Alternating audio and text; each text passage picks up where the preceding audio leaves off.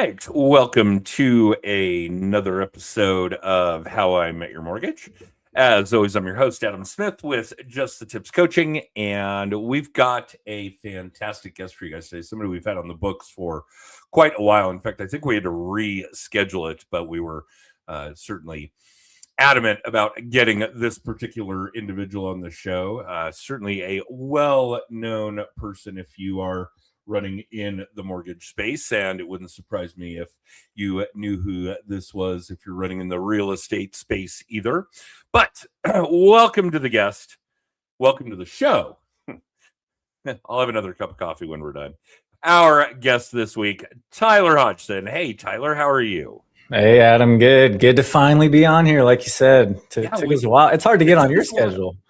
Well, both of us have ridiculously active lives, no question. Yes. But I guess that's just adulthood these days. It is just,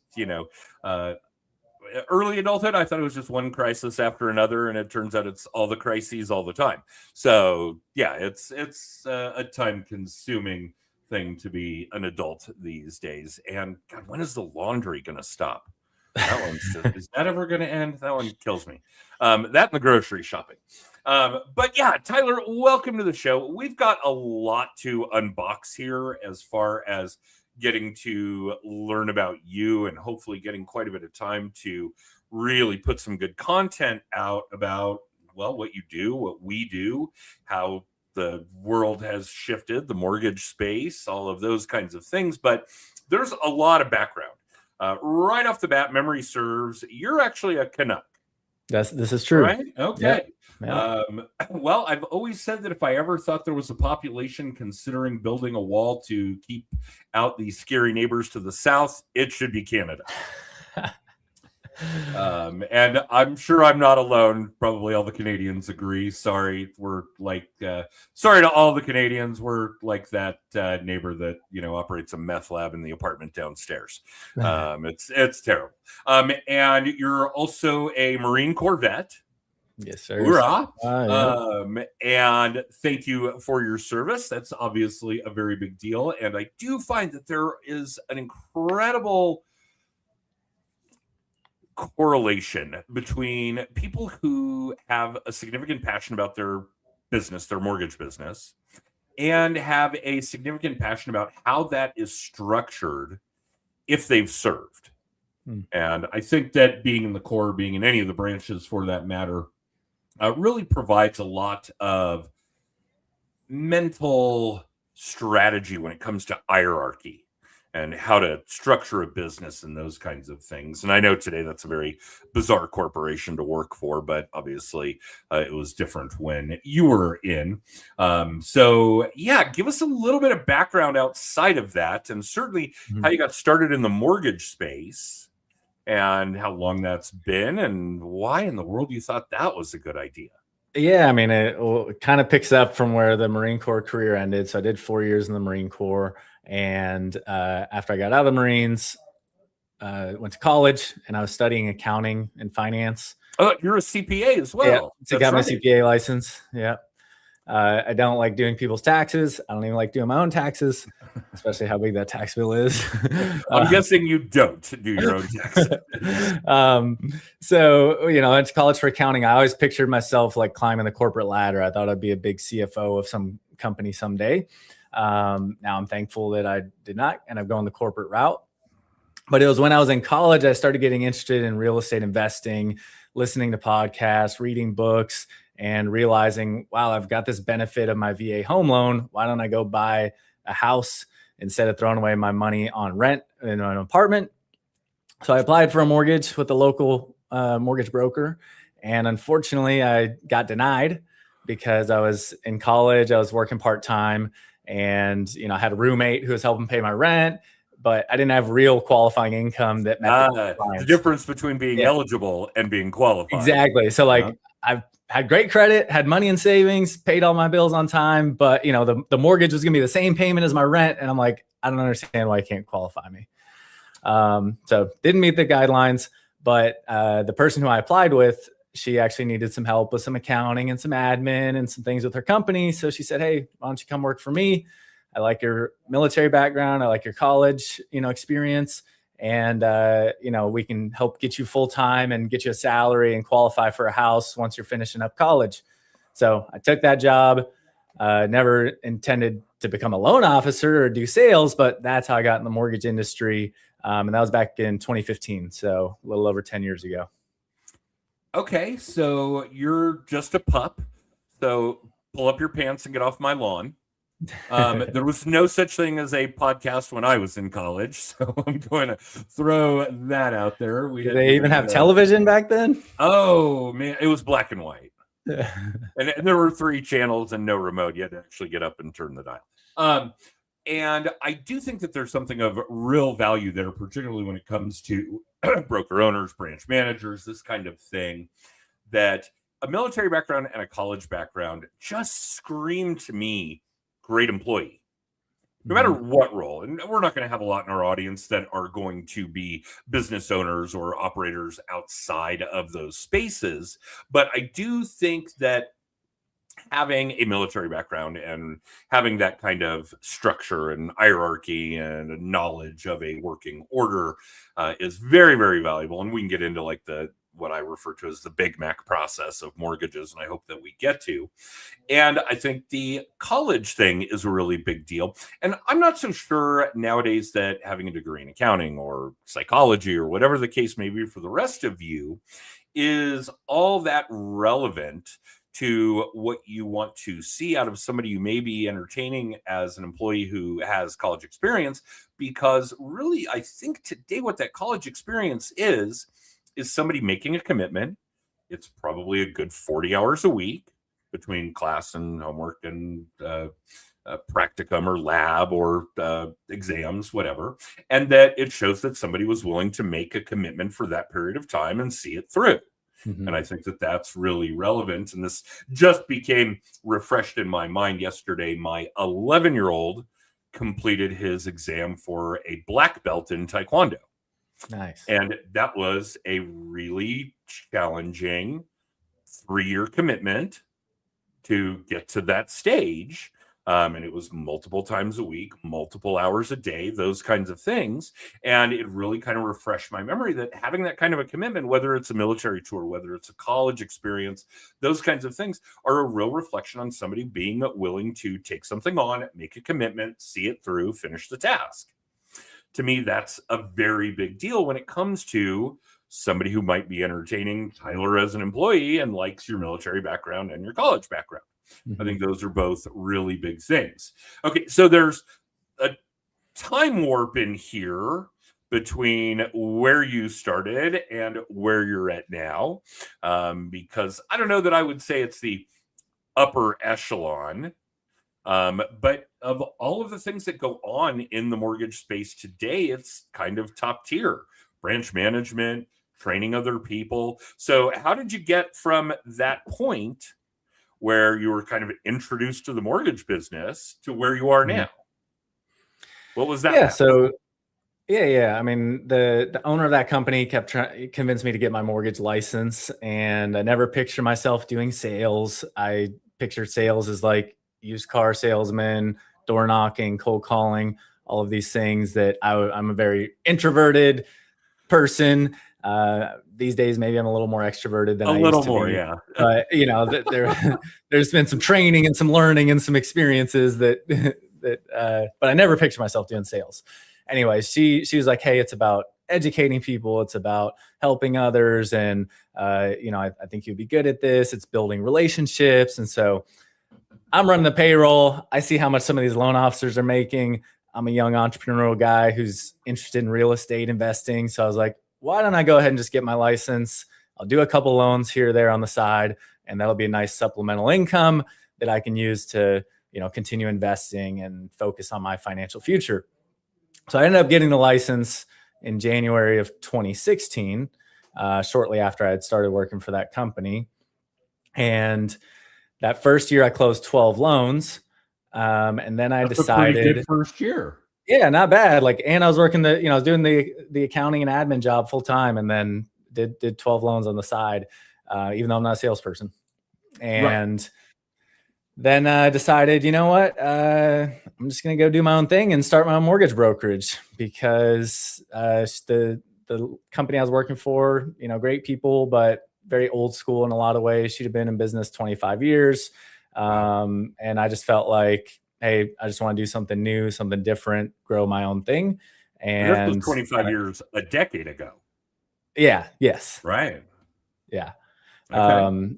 And so, yeah, I left that company and started my own brokerage called NXT Mortgage.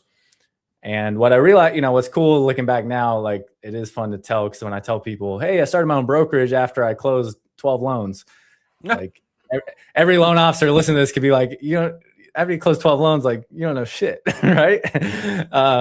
But I still don't.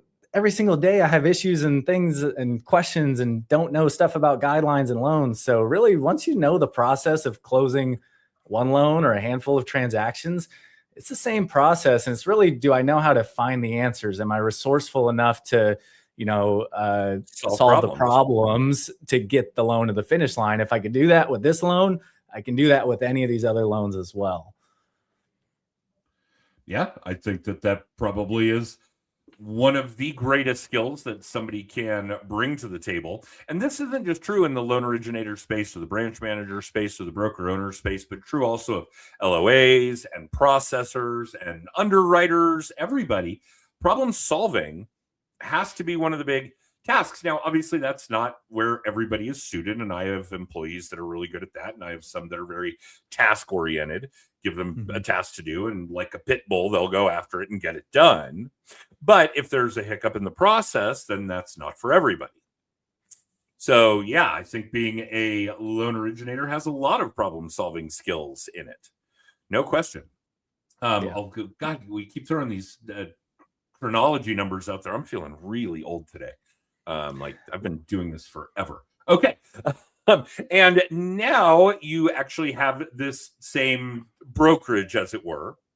You have joined forces with UMortgage, and you're obviously doing a lot of, I don't want to say side work, but you're helping UMortgage and all of their branches basically propel into what goes on in the mortgage space today. Yeah. So like fast forwarding a little bit from starting that brokerage and the first 6 years, it was my own independent brokerage. At that point grew to probably about 30 to 35 team members. Was on like the Inc. 5000 list and, growing really fast. Obviously went through the COVID boom and, got the luxury of super low interest rates and high volume.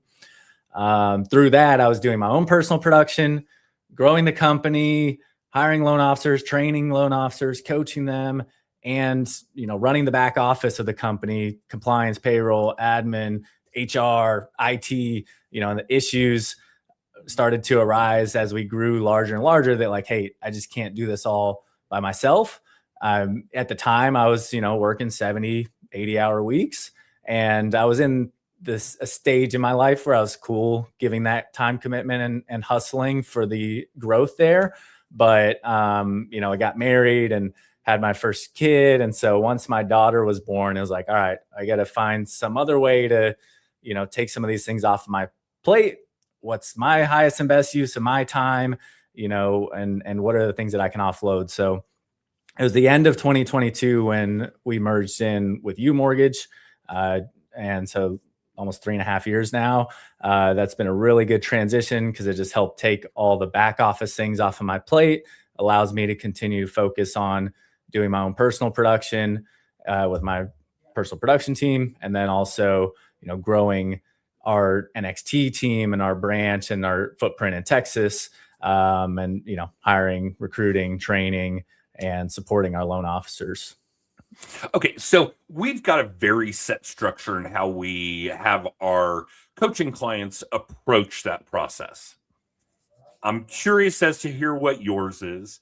We've got a few techniques and exercises like making a lists of everything that has to be done every day, every week, every month so that deals get closed.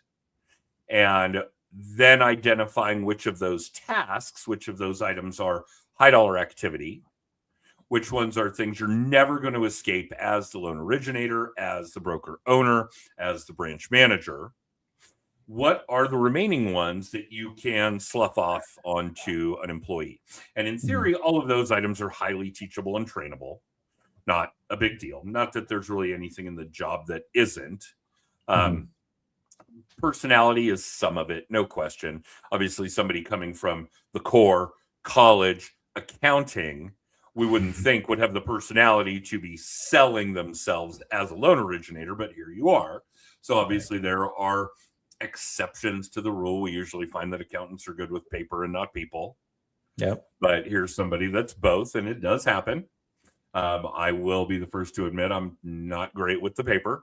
I don't do my own taxes. I certainly wouldn't. And it's funny because I come from a line of that. My father was a very well-renowned tax attorney, mostly focusing on ERISA, that kind of thing. His father was a CPA. In fact, still has his name on what's one of the biggest accounting firms here in Denver. And I have a little shrine set up to him in our office with the old pull lever adding machine and typewriter and his original CPA certificates from, I think it was probably about 1945, 1950.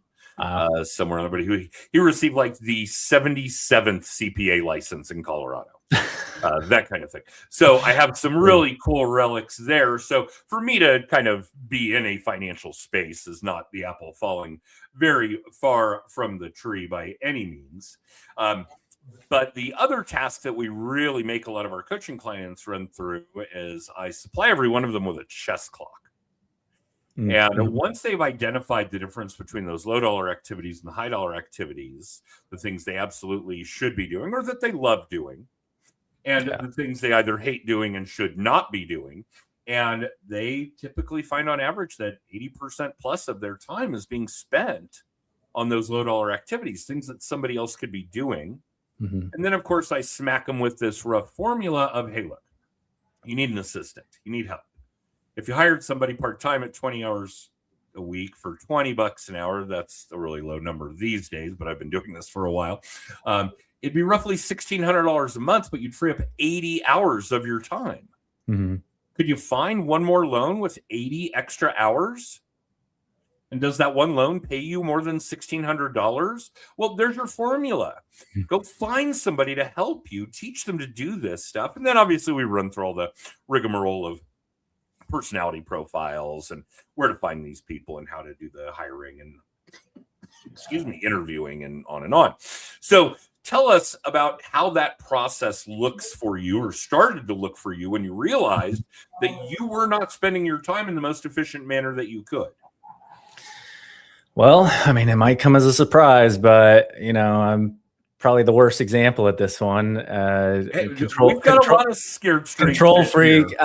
Maybe anyone listening to the show might also agree that they're a control freak. And hated the idea of letting someone else do these tasks that I thought only I could do. You mentioned one thing there a second, like the things you love to do, right? Like that's the hardest one to get rid of. Is like, I mean, I like the accounting stuff. I like the numbers stuff, but like that's not the highest and best use of my time. No. I make, hundreds of dollars an hour on, being a loan originator versus, outsourcing and paying someone to do bookkeeping, invoicing, accounting. Like I shouldn't be doing those things, even though I know I do it really well because like I'm good at it, but that doesn't mean that I should be doing it.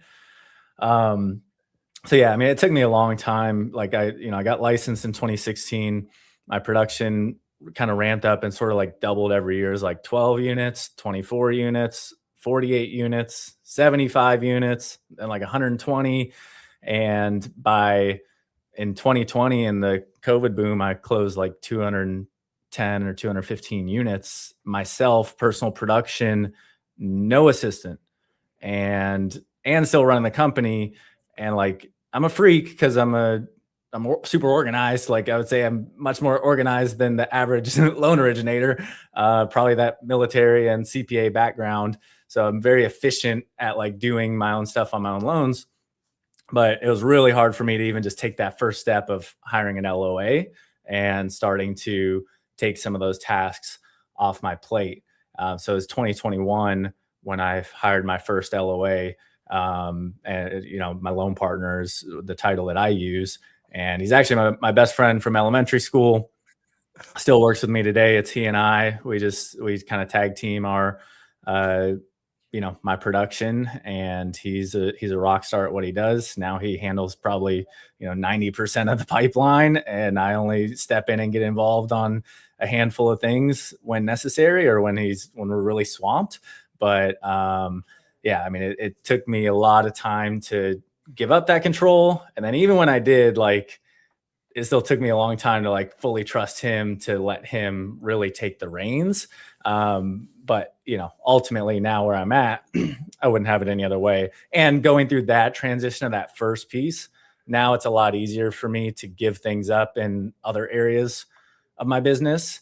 Outside of just the personal production, but running the team, running the branch, outsourcing things. I have no issues saying, hey, you take this, you do this, and run with it. And you're not alone. I think that a lot of us, and for the most part, everybody that kind of operates well in this role and did prior to the realization that we're not spending our time in the most productive way possible, we're all type A. We've got a lot of control freak kind of issues going on. I think the biggest relevant aspect for me was the video editing. And obviously years ago, I don't know, 15, we've been doing our weekly video blog for probably north of 15 years, but I always did the video editing. I like doing it. I integrate a lot of pop culture. It's just a lot of fun for me. And it would take me a few hours. I'd get up early on Saturday morning before things were really stirring in my house and do it. And my team for years said, no, you got to stop doing this. You're not only not using your time in the best way, but you preach to people that they need to be more productive with their time, that they need to focus on what their job actually is. And you don't get paid as a video editor. Right. You never will. You get paid as a loan originator. That's the way that works. Yeah. And literally, I think the woman that does it for us now and has for a good number of years, she does it for $20 or $25 a week for each video. And it's saved 2 or 3 hours of my time. Yeah. And for some reason, I was just hardcore about letting that go. And one of the rules that a former coach of mine taught me was, if somebody can do it 80% as well as you can, let them do it. Yeah. And when they get stuck, there's always that wonderful question when they ask you how to do something. Ask them, how would they do it? What do you think the best solution is? Odds are good they're going to be right, and you'll just let them go do it, and it'll be a learning experience. And every now and then something goes asunder. It doesn't go the way that you wanted. It doesn't go the way that your employee, your assistant, your LOA, your marketing person wanted it to go. And it's a huge learning experience. I remember having an LOA, and this is probably a decade ago, miscalculate a mortgage insurance policy. And we ended up redoing the loan for free. It took a $7,000-8,000 hit. She'll never make that mistake again. Right. Great learning experience. Okay. So yeah, I think it's valuable to really understand where you're spending your time and what that looks like in the complete and total overall productivity of the operation. And for those of you that are just a one-man show, and we had talked about Todd Bitter and how long he had done that before moving on to different things and where he is now. But there are still numerous opportunities with VAs and with AI and these kinds of things where you really can bring in an assistant without a full-blown LOA, without a full-blown production partner, whatever terminology you guys are using in your particular structure, and still get a little bit better of a grip on using your time to its most fruitful end, which is closing deals. And that's really the end of it here. If you're in mortgages or real estate, more closings. That's it. That's all that there is. Yeah, I mean, even if you don't want to hire a team or build a team or even have an assistant. Like, yeah, you can just be an LO and just be really efficient using the proper tools, and like leveraging AI and dialing in your processes and being more effective with your time. And like, you can make a good living just doing it individually, and either eliminating a lot of those tasks that you shouldn't be doing, or outsourcing them with some sort of technology and processes, so even without like hiring someone necessarily. But once you get to a certain point, you're at a certain scale, like most people probably hire too late, myself included. Like, make that hire. If you're on that fence right now, like, oh, I don't know, I'm not ready, like, what if this, what if that? Do it. Usually you're at that point where you need to do it. Pull the trigger. We'll run over, no, undoubtedly, and we'll get you back for another episode here in the not too distant future. But let's talk about some of the technological revolutions that have occurred that are making this more productive, enabling us to have a better use of our time when it comes to systems, automation, systemization. Certainly the inception of AI, although I understand it's still very, very juvenile in its stages. It's in infancy stages. But what kind of things are you and your team doing in a technological arena that are making better use of your time, or getting things off your plate so that you can have better use of your time? Yeah, I mean, I think, there's a couple little AI apps or tools that I use that I think give a little marginal efficiency. Obviously, just using it for information gathering and researching. Lately, I've been using a lot of Claude just to like it can build a web app and like simplify. I built like a DSCR, intake quote app. So like now every time a client would like reach out and like, hey, yeah, I want to get a quote for a DSCR loan, I would always be like, okay, yeah, send me, I need to know this and this and this. And I would like retype an email every single time with a list of the stuff I need to like help quote them, or what they would need for a DSCR loan, or what documents they need. And I don't know why for so long I just kept like retyping this email.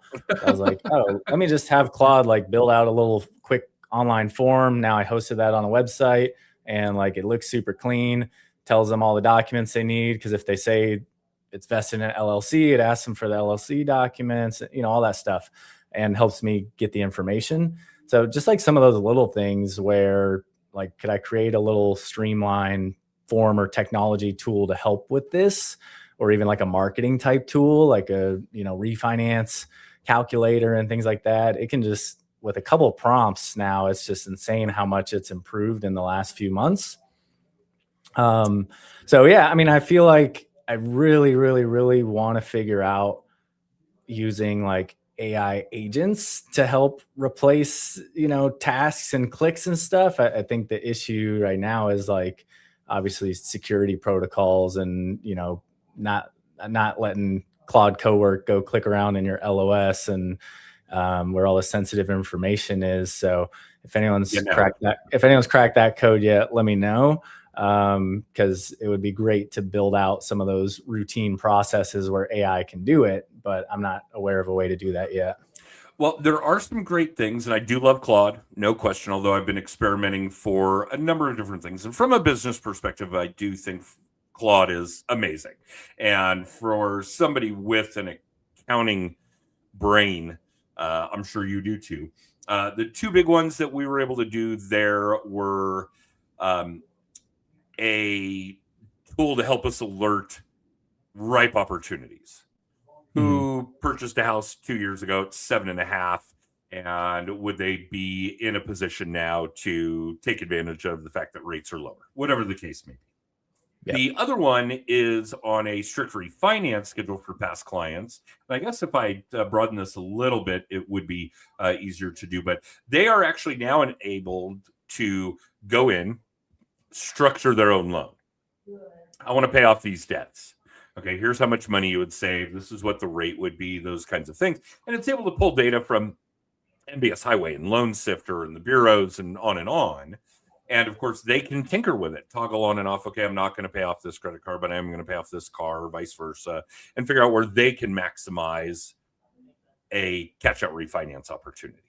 Mm-hmm. So those two things have been very, very valuable as far as keeping us in the loop of what our clients are thinking, what they want to accomplish. those sorts of things.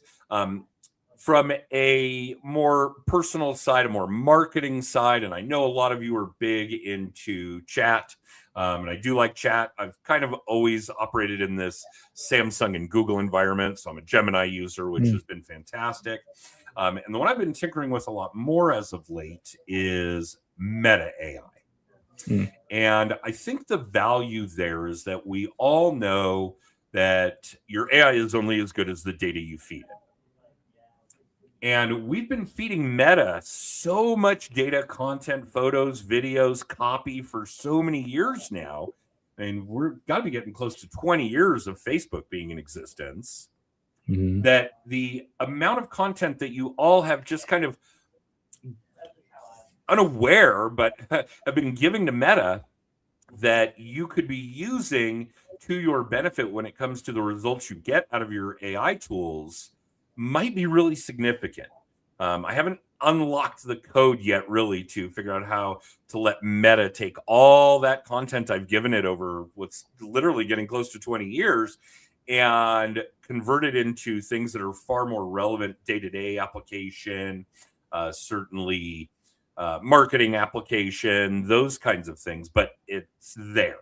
The data is already there. So if you're struggling with the fact that your AI just doesn't know you well enough, try Meta, because Meta knows you really well already. If you've been a regular Facebook, Insta, WhatsApp user, those kinds of things. And they had just done a recent acquisition as well, and I can't remember what it is. It may have been Manus. I think Meta acquired Manus AI, MANUS. So there, for those of you that are former Manus users, there may be some gaps being bridged there as well. So yeah, I do think that there's an awful lot of value in that kind of thing, but a couple of hiccups. I still see a lot of people creating problems for AI to solve that they don't have and didn't have and don't need, rather than using AI to solve the problems they do have and need solved. And I still see a lot of people treating it like a data set, like it's a Google search. And don't get me wrong, the data set is amazing, right? In essence, the internet knows everything we've ever figured out in the history of mankind. I use Google Maps as an example. And you get in the car, you type in where you're going, and it goes, and it knows everything. It knows traffic patterns. It knows where there are accidents. It knows traffic lights and stop signs. It knows all the businesses along the way, all the addresses, but it doesn't know your process. So when I tell Gemini, hey, I've got to be at this closing at 2:00, and I'm hungry, and I need to get gas in the car, and I need to pick up the dry cleaning, then it can actually have a process, and it'll come back to me and say, well, you'll have time to get gas, and you can have gas station sushi if you're really hungry. Wouldn't recommend that. And good news for you, the dry cleaner is open till 6. Oh, and by the way, you can't have the gas station sushi because you're on a keto diet and you can't have the rice. Whatever it is, that process that it figures out is AI, not the data set that's just already embedded in Google Maps. That's just a data set. So I'm really trying to help people push through the fact, that psychological block, that it's not just the data, it's the process. It's literally the difference between Googling the theory of relativity or knowing how Einstein came up with the theory of relativity. So we'll see. I think there's a lot developing and a lot more to come. And yeah, it's a brave new world, as it were. Yeah, I mean, one of my favorite uses of AI the last really 2 years has just been my own personal health and fitness journey and optimizing myself, my diet, my sleep. Like, I feed it so much information about my personal health and have learned so much where I'm like, man, I wish I knew these things 10 years ago, 15 years ago. And that has translated into business. Like, I've got more energy. I am more positive. I just feel good. And, you know, that's all stemming back to that focus on like health and fitness. I think that that's ridiculously valuable, particularly in the sense that it's a learning system and you're not getting younger. as we grow and develop and get older, biochemistry changes, things that we need to be doing in order to protect, joint health versus digestive health, whatever it is, are going to evolve. And AI knows this stuff because we've already taught it everything that the history of mankind knows. So yeah, there's some real value in that, no question. And I think that circles back to you figuring out how to use your time best, because now you do have time to work out and to sleep. Yeah. Because you already told us that there was a period where you had pretty much given us time for sleeping, eating, and bathing at one point, working 80 hours a week, that kind of thing, which I know doesn't seem excessive, and it certainly didn't at the time for somebody with an entrepreneurial mindset. And what's the old joke that an entrepreneur will work 80 hours a week to make sure they don't have to work 40 hours a week? Right. So I get it, but that we can systemize and automate and make far more functional all of the things in our life only make the things in our life that much better and that much more productive. Mm-hmm. I mean, to me, that speaks volumes. So here is where technology can step into your life as a whole, business and otherwise, and not only help you become more productive in all of those aspects, but the end game is that you will have more business success. Just feel better and think better and be more positive and shit. Live longer, Live longer. Attitude's half the game anyway. So yeah, I think AI is just trying to make me live longer, so I pay the subscription for longer. It's a genius business model. Absolutely. Yes, it is. Absolutely. Kudos to everybody with an AI operation that is helping us live longer so that we can pay them longer. Yeah, absolutely. Genius. And I do think it's important to understand for those of you that aren't really taking these steps yet, aren't really diving into it yet, that if you're not on the cusp of retirement, you need to do it. And I always say that AI will not take your job, but people using AI will. And that's a little different in real estate and mortgages. While the end result is still true, it's just that the people that are doing these kinds of things are going to capture your market share. And eventually it's going to push you out.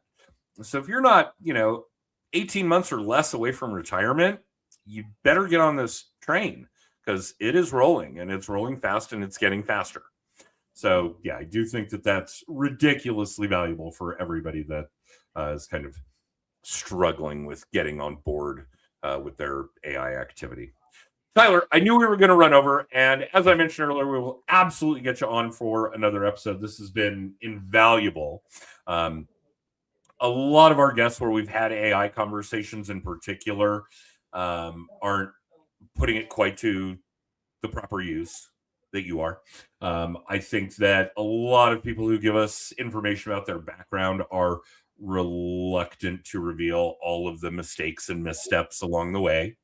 And I love to think of us as a scared straight program. And guys, Tyler and I have made our share of mistakes over the years of doing this. And if you can learn something from that where you don't make the same mistakes, then we've succeeded. That's basically all there is to that. So thank you for being frank and revealing about some of those things. And we'll certainly get more in depth on that kind of stuff when we meet again. So thanks for doing it. Obviously, carving out this kind of time on a Monday morning is no easy task. It took us a couple of attempts over what's probably been 2 years to finally get this settled. We'll be better about it next time. Yeah, well, glad to chat today. And yeah, I mean, I learned a lot of lessons from coaches and mentors prior who helped me avoid making mistakes. So hopefully by, us sharing our experiences like this, hopefully we're helping that next generation avoid some of our mistakes as well. Well, fingers crossed. Hopefully there's a next generation. Might be replaced by AI. You don't hear a lot of tale about new loan originators. But hopefully you guys are out there. We do come across a few that have heard the podcast or seen the video cast and reach out. But yeah, it's not like it was for sure. All right. Well, with that, everybody, we're going to wrap up this episode. For all things JTT, you can check out the website. If you're on the video cast, it's scrolling across the bottom of your screen. If you're on the podcast, it's justthetipscoaching.com. We do this pretty much every week. We will be taking next week off for the holiday weekend, and we'll be back the week after that, June 1st, with another episode. You can catch the weekly video blog, the weekly little tip, past episodes, copies of books I've written on the subject, our annual conference, whatever, all that shit's on the website. So feel free to go check that out. Otherwise, Tyler, thank you again. Don't run off. I'm going to run our extra, and then I'll give you a little bit of idea of what we do after this so that you can have the content if you want. And outside of that, you guys all have an amazing 2 weeks in this case, a wonderful holiday. And we'll see you next time with another episode of How I Met Your Mortgage from Just the Tips Coaching.